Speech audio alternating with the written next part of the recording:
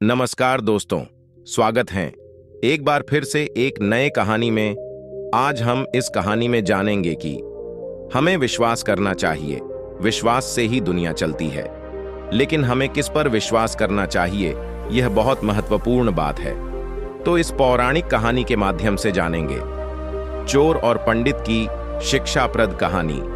भले ही पुरानी है, लेकिन उससे जो सीख मिलेगी उतनी ही महत्वपूर्ण और काम की है। एक गांव में एक मंदिर था। उस मंदिर में एक पंडित काफी सालों से सेवा कर रहा था। हर दिन मंदिर की पूजा पाठ, साफ सफाई और अन्य काम पंडित करता था। अपना जीवन उसने भगवान की सेवा में समर्पण कर रखा था। फिर भी इस पंडित में धन को लेकर माया काफी ज्यादा थी और इसीलिए वह बहुत कंजूस भी था। त्योहार या उत्सव के समय पंडित को लोगों से काफी अच्छा दान मिलता। कई लोग उसे काफी सारा पैसा भी देकर जाते थे। पंडित ने सालों से उसे मिलने वाला पैसा सोना और चांदी एक पोटली में जमा कर रखा था। कंजूस पंडित इस पोटली को हमेशा अपने पास रखता था। गांव के लोग कंजूस पंडित के स्वभाव को और उसके पास रखी धन की पोटली के बारे में अच्छे से जानते थे। एक बार इस गांव में एक चोर आया। लोगों से उसे किसी तरह पंडित की उस धन वाली पोटली के बारे में भी पता चल गया। चोर ने इस पोटली को चोरी करने का मन बनाया।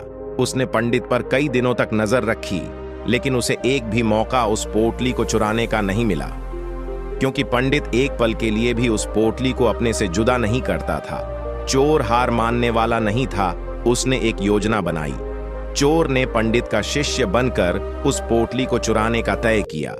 चोर भेष बदलकर पंडित के पास पहुंच गया और उसने पंडित की काफी तारीफ की। चोर ने पंडित के तारीफों के पुल बांधते हुए उसे कहा कि वह भी पंडित की तरह ही ज्ञानी और समझदार बनना चाहता है। उनके साथ रहकर पूजा पाठ और मंदिर के बाकी काम सीखना चाहता है। एक अनजान व्यक्ति के मुंह से अपनी इतनी ज्यादा तारीफ सुनकर पंडित को बहुत अच्छा लगा और उसने उसे अपना शिष्य स्वीकार कर लिया। अब वह चोर पंडित के साथ ही रहने लगा। कहां पंडित जहां भी जाता, वह चोर भी उसके साथ जाता।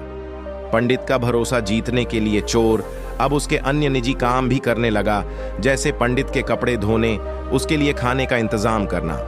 धीरे धीरे पंडित को उस चोर पर काफी ज्यादा भरोसा हो गया। एक दिन पंडित और चोर किसी दूसरे गांव जा रहे थे। वहां रास्ते में एक नदी के पास भी लोग ठहरे। पंडित को नदी के पानी में नहाने की इच्छा हुई। पंडित ने अपने धन की पोटली चोर के पास रखते हुए उसे कहा कि मैं नदी में नहाने जा रहा हूं। चोर इतने दिनों से इसी मौके की तलाश में था। पंडित जैसे ही नदी के पानी में नहाने के लिए गया, चोर उसकी धन की पोटली लेकर वहां से भाग गया और पंडित ये सब घटना देख सर पटक रोने लगा। दोस्तों, हमें विश्वास करना चाहिए, विश्वास से ही दुनिया चलती है।